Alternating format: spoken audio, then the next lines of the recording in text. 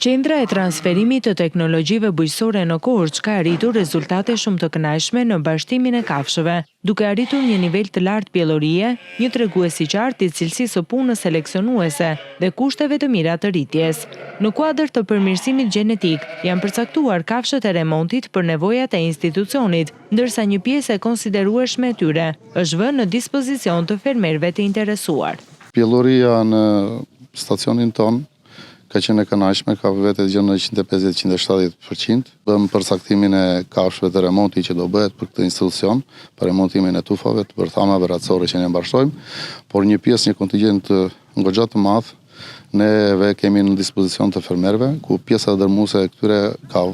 ka filluar dhe është në proces mbyllje dhe shpërndarje e reproduktorëve. Interesi i shtuar është shënuar nga fermerët të qarkut Korçë, si dhe nga qarqe të tjera të vendit, të cilës synojnë të investojnë në përmirësimin ratësor të fermave të tyre. Kanë përfituar